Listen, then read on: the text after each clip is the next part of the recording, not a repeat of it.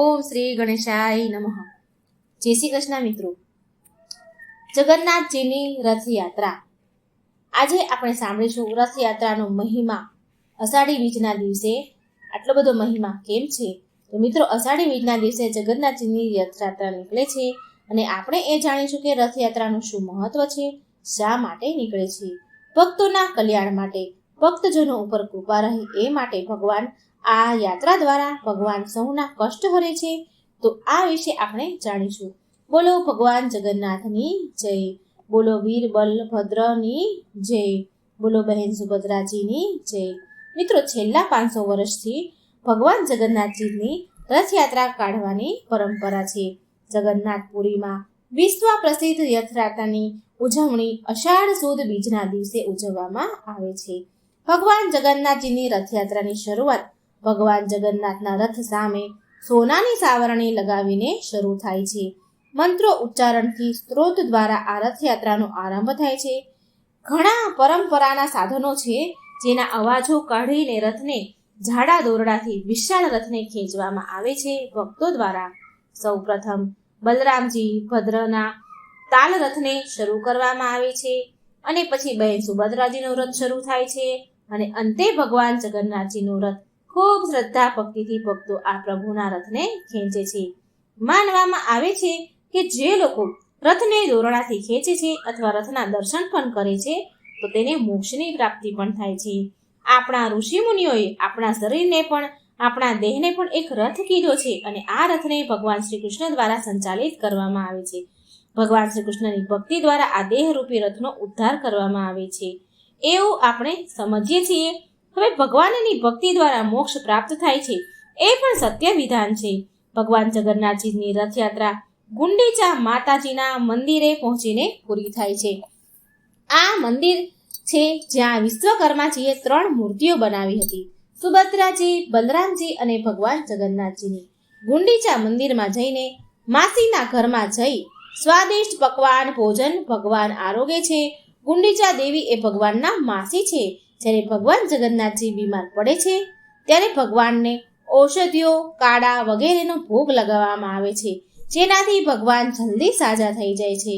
રથયાત્રાના બીજા દિવસે લક્ષ્મીજી પણ અહીં આવે છે. આમ વિવિધ કથા પ્રચલિત છે. રથયાત્રા સાથે ઘણી બધી કથાઓ પ્રચલિત છે જેના કારણે આ રથયાત્રા મહોત્સવનું આયોજન થાય છે. એ પણ જાણીએ કે અમુક કથા અનુસાર એવું કહેવાય છે કે શ્રી કૃષ્ણ ભગવાનના બહેન સુભદ્રાજી પિયર આવે છે અને તેમના ભાઈઓ સમક્ષ નગર ભ્રમણ કરવાની ઈચ્છા વ્યક્ત કરે છે. ત્યારે ભગવાન શ્રી કૃષ્ણ તેમના મોટા ભાઈ બલરામ સાથે, બહેન સુભદ્રા સાથે રથમાં બેસીને નગરમાં ફરવા નીકળે છે. ત્યારબાદ રથયાત્રાનો પર્વ શરૂ થાય છે આવી માન્યતા છે. અને આના સિવાય પણ બીજી કથા છે. તે અનુસાર ગુંડીચા મંદિરમાં સ્થિત દેવી ભગવાન શ્રી કૃષ્ણના માસી છે જે 3 ભાઈ બહેનને તેના ઘરે આવવા માટેનું આમંત્રણ આપે છે. એટલે ભગવાન શ્રી કૃષ્ણ ભાઈ બલરામ અને બહેન સુભદ્રાજી સાથે માસીના ઘરે 10 દિવસ રહેવા માટે જાય છે આવી માન્યતા છે. અને ઘણી બીજી કથા અનુસાર એવું કહેવાય છે કે ભગવાન શ્રી કૃષ્ણના મામા કંસ તેમને મથુરા બોલાવે છે. તેમના માટે કંસ ગોકુળમાં સારથી સાથે રથ મોકલાવે છે. અક્રૂરજી દ્વારા ભગવાન શ્રી કૃષ્ણને તેડવામાં આવે છે. ભગવાન તેમના ભાઈ બહેન સાથે બેસીને મથુરા જાય છે એટલે ત્યારથી જ રથયાત્રા શરૂ થઈ છે એવી પણ માન્યતા છે. અને અમુક કથા અનુસાર એવી માન્યતા પણ છે કે ભગવાન શ્રી કૃષ્ણ તેમના મામા કંસનો વધ કરીને મથુરામાં દર્શન આપવા માટે નીકળે છે અને ત્યારથી જ રથયાત્રાનો આરંભ થયો છે. હવે આમાં ભગવાન શ્રી કૃષ્ણના પત્ની રૂકમણીજી અને રાધાજીનો ક્યાંય ઉલ્લેખ થતો નથી. તો તેનું શું કારણ છે? તો પૌરાણિક કથા અનુસાર શ્રી કૃષ્ણ ભગવાન તેમના મહેલમાં સૂતા હતા ત્યારે અચાનક ભગવાન શ્રી કૃષ્ણના મુખમાંથી રાધે રાધે રાધે રાધે રાધા નામનું ઉચ્ચારણ થયું અને તે સમયે રૂકમણીજી ત્યાં કક્ષમાં હાજર હતા. તેમણે આ નામ સાંભળ્યું ત્યારે રૂક્ષ્મણીજીએ રાધાજીનું નામ શ્રી કૃષ્ણના મુખેથી સાંભળ્યું એટલે ઘણું તેમને આશ્ચર્ય થયું. ત્યારે ભગવાન શ્રી કૃષ્ણની બધી જ રાણી માતા રોહિણી પાસે જઈને ફરિયાદ કરવા લાગી કે હે માતા, અમે પ્રભુની આટલી સેવા કરીએ છીએ છતાંય પ્રભુ રાધાજીને શા માટે યાદ કરે છે? ત્યારે રોહિણી માતાએ રાધાજીના સુંદર કથાનું વર્ણન સંભળાવવાનું શરૂ કર્યું. પણ માતા રોહિણીજીએ શરત મૂકી કે જ્યાં સુધી હું કથા પૂરી ન કરી લઉં ત્યાં સુધી કોઈ અંદર આવે નહીં. માતા રોહિણીની શરત માનીને શ્રી કૃષ્ણ ભગવાનની રાણીઓએ સુભદ્રાજીને દરવાજે ઊભા રાખી દીધા. માતા રોહિણીએ રૂક્ષ્મણી સહિત અન્ય રાણીઓ શ્રી કૃષ્ણ અને રાધાજીની લીલા કથા સાંભળવાનું શરૂ કરે છે. ત્યારે સુભદ્રાજીએ જોયું કે ભગવાન શ્રી કૃષ્ણ અને બલરામજી માતા રોહિણીના કક્ષ તરફ આવી રહ્યા છે, જ્યાં માતા રોહિણી રાધા કૃષ્ણની કથા સંભળાવી રહ્યા છે. ત્યારે સુભદ્રાજીએ આ બંને ભાઈઓને ત્યાં જ રોકી દીધા અને ત્યાં દરવાજા પાસે ઊભા રહીને રહેવાની આજ્ઞા પણ આપી. અને જ્યાં ઊભા હતા દરવાજા પાસે, ત્યાં માતા રોહિણીના સ્વર સંભળાઈ રહ્યા હતા. માતા રોહિણી રાધા કૃષ્ણની લીલા કહે છે તે સાંભળી રહ્યા છે. આ પ્રસંગ દરવાજે ઊભા ઊભા ભગવાન શ્રી કૃષ્ણ, બલરામજી અને સુભદ્રાજી એટલા બધા ભાવ વિભોર થઈને સાંભળે છે. માતા રોહિણી રાસલીલાનો પ્રસંગ કહી રહ્યા હતા અને આ સાંભળી ભગવાન શ્રી કૃષ્ણ, બલરામજી અને સુભદ્રાજી ભાવ વિભોર થઈ ગયા અને તેમના શરીરો ઓગળવા લાગ્યા. અને તે સમયે નારદ મુનિ પણ ત્યાંથી પસાર થઈ રહ્યા હતા. એટલે નારદજી ભગવાનના આ સ્વરૂપના દર્શન કરી લે છે અને અભિભૂત થયા. અને નારદજીએ ત્રણેયને પ્રાર્થના કરી કે જેવી રીતે મને તમારા આ સ્વરૂપના દર્શન થયા તેવી જ રીતે તમે કળિયુગના ભક્તોને પણ આ સ્વરૂપના દર્શન થાય તે માટે હે પ્રભુ તમે ફરી તમારા આ સ્વરૂપમાં દર્શન આપો.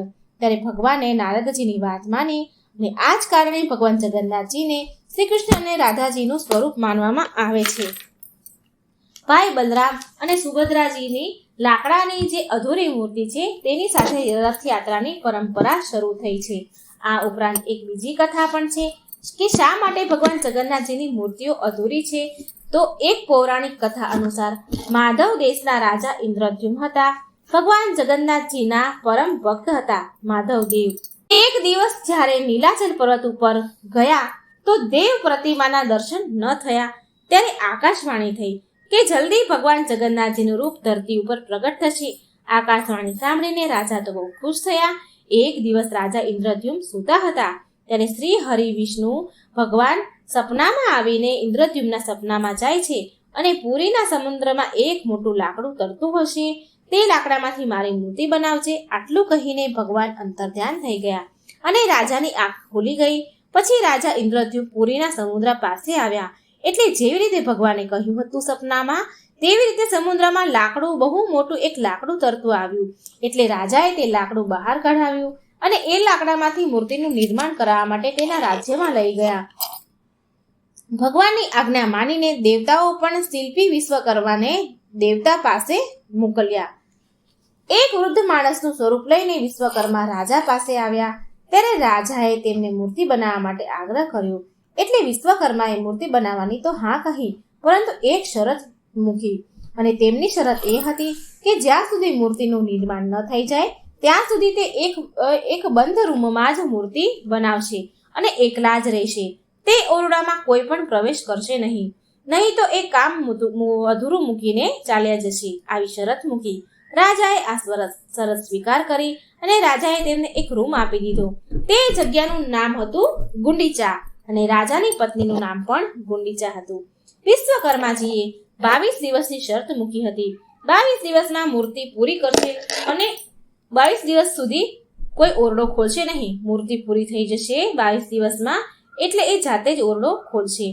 હવે તેમાં 15 દિવસ તો થઈ ગયા વિશ્વકર્માજીને મૂર્તિ બનાવતા અને જ્યારે અંદર મૂર્તિ બનાવતા હતા બંધ બારણે, તો બારણાની બહાર બધા સાધનો જે કરવત હથોડી હોય એના અવાજ આવતા હતા. રોજ આ અવાજો, સાધનોના અવાજો રાણીને સંભળાતા હતા. એક દિવસ 15 દિવસ થઈ ગયા પછી 16મા દિવસે ઓરડાની બહારથી કોઈ પણ પ્રકારનો અવાજ આવતો બંધ થઈ ગયો. રાણીએ ધ્યાનથી સાંભળ્યું પણ કોઈ પણ પ્રકારનો અવાજ આવ્યો નહીં. આ જોઈ રાણી તો ગભરાઈ ગઈ. તેના પતિ રાજા પાસે ગઈ અને રાજાને કહે છે કે રોજ તો મૂર્તિ બનાવતા સાધનોનો અવાજ આવે છે, પણ આજે ઓરડામાંથી કોઈ પણ પ્રકારનો કોઈ પણ સાધનનો અવાજ નથી આવતો. ક્યાંક તે વૃદ્ધ માણસ અંદર ભૂખ તરસના કારણે મરી તો નહીં ગયા હોય ને? રાણીની વાત સાંભળીને રાજા બોલ્યા, પણ તે મૂર્તિકારે આપણને શરત મૂકી છે કે ઓરડો 22 દિવસ સુધી ખોલવો નહીં, તો આપણે હવે ઓરડો કેવી રીતે ખોલીએ? જો આમ કરશું તો તેમની શરત તૂટશે અને મૂર્તિ નહીં બને.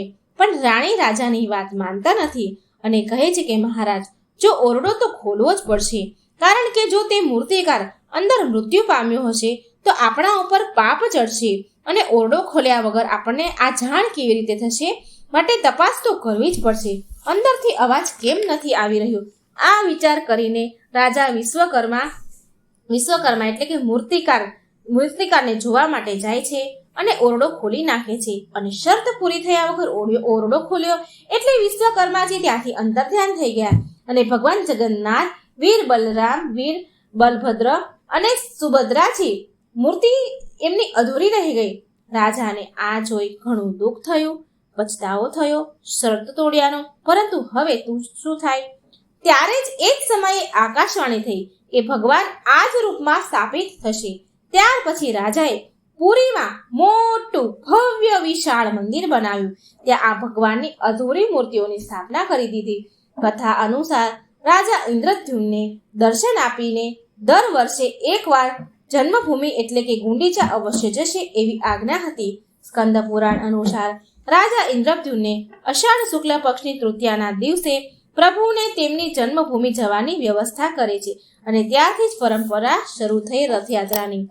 અને એક અન્ય કથા અનુસાર સુભદ્રાજીને દ્વારિકાના દર્શનની ઈચ્છા હતી, એટલે ભગવાન શ્રી કૃષ્ણ અને બલરામ અલગ અલગ રથમાં બેઠા. સુભદ્રાજીને નગર યાત્રાની સ્મૃતિમાં પણ આ રથયાત્રાનું આયોજન કરવામાં આવે છે.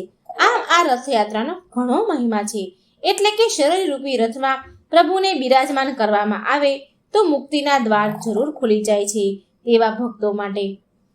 અષાઢી બીજના દિવસે ભક્તો વ્રત ઉપવાસ કરીને ભગવાન શ્રી નારાયણની આરાધના કરે છે. અષાઢી બીજના વ્રતનો ઘણો મહિમા છે. જે ભક્તો આ દિવસે વ્રત ઉપવાસ કરે છે તે ભગવાનનું શરણ પામે છે. ભગવાનની એના ઉપર કૃપા રહે છે, તમામ સુખ મળે છે, પુત્ર પરિવાર સાથે ભાગવત ભક્તિ પ્રાપ્ત કરે છે, શત્રુઓ ઉપર બધા ઉપર વિજય મેળવે છે, બાધાઓ દૂર થાય છે. આ ત્રણેય રથમાં વિવિધ રૂપે પૂજા થાય છે. સોનાની સાવરણીથી રથ મંડપ સાફ કરવામાં આવે છે. ત્યાંના રાજા દ્વારા પરંપરા આવી ચાલતી આવી છે. ભગવાન જગન્નાથજીનો રથ ગરુડ ધ્વજ, નંદી ઘોષ અને કાપેધ્વજના નામે ઓળખવામાં આવે છે. અને આ રથમાં સારથીનું નામ હોય છે દારૂક. ભગવાન જગન્નાથજીના રથના ઘોડાનું નામ છે બલાહક, શંખ, શ્વેત અને હરિદાસ. જગન્નાથજીનો રથ સફેદ હોય છે. રથમાં રક્ષક પક્ષીરાજ ગરુડ છે. આ રથ પર હનુમાનજી અને નૃસિંહ ભગવાનનું ચિહ્ન જોવા મળે છે. સુદર્શન સ્તંભ હોય છે. આ રથની રક્ષાનું પ્રતીક છે. ભગવાન જગન્નાથજીના રથનો રંગ લાલ અથવા પીળો હોય છે. તે બીજો રથના આકારમાં થોડો મોટો હોય છે. આ બીજા બે રથ કરતાં થોડો મોટો હોય છે. રથને જે દોરડાથી ખેંચવામાં આવે છે તેનું નામ છે શંખચૂર્ણ. બલરામજીના રથમાં લાલ ધ્વજ હોય છે. મહાદેવનું ચિહ્ન હોય છે. રથના રક્ષક વાસુદેવ સ્વયં સારથીનું નામ મતાલી છે. સુભદ્રાજીના રથનું નામ છે દેવદલન અને તેના રથ પર દેવી મા દુર્ગાનું ચિહ્ન છે. રથના રક્ષક જય દુર્ગા અને સારથી અર્જુન હોય છે. આ ત્રણેય રથમાં ખીલી કે કાંટાનો ઉપયોગ થતો નથી અને ત્યાં સુધી કે કોઈ ધાતુનો પણ ઉપયોગ થતો નથી. સ્કંદ પુરાણ અનુસાર જે વ્યક્તિ રથયાત્રામાં સામેલ થાય છે તેના બધા જ કષ્ટ મટે છે. તો મિત્રો, આપણે સાંભળી ભગવાન જગન્નાથજીની રથયાત્રાનો મહિમા વિશે. જગન્નાથપુરીનું મંદિર અષ્ટકોણમાં આવેલું છે. જગન્નાથજીના શિખર ઉપર જે અષ્ટધાતુથી બનાવવામાં આવેલું છે ભગવાન શ્રી વિષ્ણુનું સુદર્શન ચક્ર સ્થાપિત છે. આ સુદર્શન ચક્રની ખાસિયત એ છે કે પુરીના મંદિરમાં સ્થિર શિખર ઉપર આવેલું સુદર્શન ચક્ર ગમે તે દિશામાંથી તમે જુઓ તો એ તમારી સામે જ હોય એવી રીતે દર્શન થાય છે. તે સુદર્શન ચમત્કારી છે. અષ્ટધાતુથી નિર્માણ થયેલું આ ચંદ્રને નીલચક્ર પણ કહેવાય છે.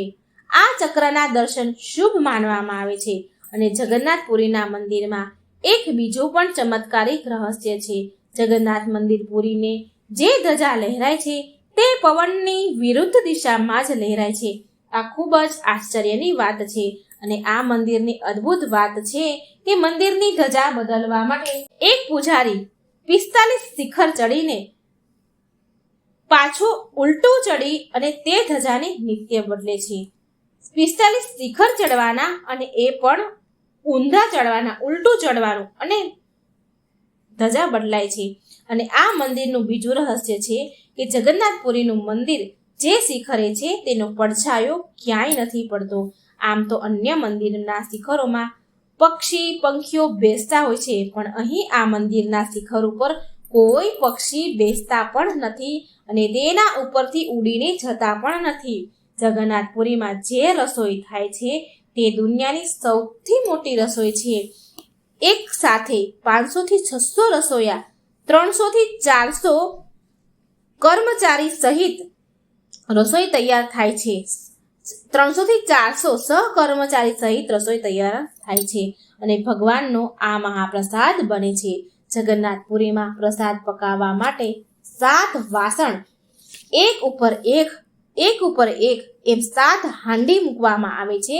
અને સૌથી મોટી આશ્ચર્યની વાત તો એ છે કે જે ચૂલામાં અગ્નિ પાસે પહેલું વાસણ એટલે કે સૌથી પહેલું નીચેનું પહેલું વાસણ હોય છે તેના કરતાં સૌથી ઉપરનું જે 7મું વાસણ હોય છે, 7મી હાંડી હોય છે, તે પ્રસાદ પહેલો પાકે છે.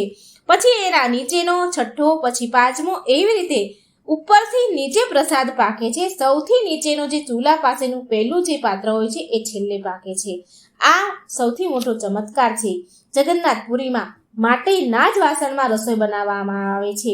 બીજી ભગવાનની અદ્ભુત લીલા એ છે કે આ મંદિરમાં ગમે તેટલી સંખ્યામાં લોકો પ્રસાદ લેવા માટે આવે તો પણ ક્યારેય પ્રસાદ ખૂટતો નથી. ભગવાન જગન્નાથ ભગવાનની મૂર્તિ લીમડાના લાકડામાંથી બનાવવામાં આવે છે. જ્યારે પણ અષાઢ માસમાં અધિક માસ આવે છે ત્યારે ભગવાનની મૂર્તિ બદલવામાં આવે છે અને નવી મૂર્તિનું નિર્માણ કરવામાં આવે છે. ભગવાન જગન્નાથજી, બલરામજી અને સુભદ્રાજીની મૂર્તિ બદલવામાં આવે છે. તેને 9 કલેવર પણ કહેવામાં આવે છે. મૂર્તિઓ બનાવતી વખતે પણ ખાસ ધ્યાન રાખવામાં આવે છે. જેમ કે શ્રી કૃષ્ણ ભગવાનનું શ્યામ સ્વરૂપ છે માટે એવા જ લીમડાના વૃક્ષનો પસંદ કરવામાં આવે છે અને લીમડાનું વૃક્ષ કાપતા પહેલા પણ નાનો એવો હવન કરવામાં આવે છે. ત્યારબાદ જ વૃક્ષને કાપવામાં આવે છે અને તેમાંથી જ ભગવાનની પ્રતિમા બનાવવામાં આવે છે. પૂરા વિધિ વિધાનથી આ કાર્ય થાય છે. પુરીમાં ભગવાન જગન્નાથજીના રથ બનાવવાનું નિર્માણ વસંત પંચમીથી શરૂ થાય છે. લાકડાની પસંદગી પણ ત્યારથી જ થાય છે અને રથના આ નિર્માણની શરૂઆત અક્ષય તૃતીયાથી થાય છે. આ રથ ત્રણેય લીમડાના લાકડામાંથી બનાવવામાં આવે છે. વિશ્વકર્મા સમુદાયના લોકો ઘણી પેઢીઓથી આ રથનું નિર્માણ કરતા આવ્યા છે. અષાઢી બીજના દિવસે શંખ, ઢોલ, નગારા સાથે વાજતે ગાજતે આ રથયાત્રા નીકળે છે અને ખૂબ ઉત્સાહથી આ રથયાત્રા મનાવવામાં આવે છે અને ભક્તો ખૂબ જ આનંદથી આ રથને હંકારે છે અને ભવના દુઃખો, કષ્ટો, પીડા એમની મટી જાય છે.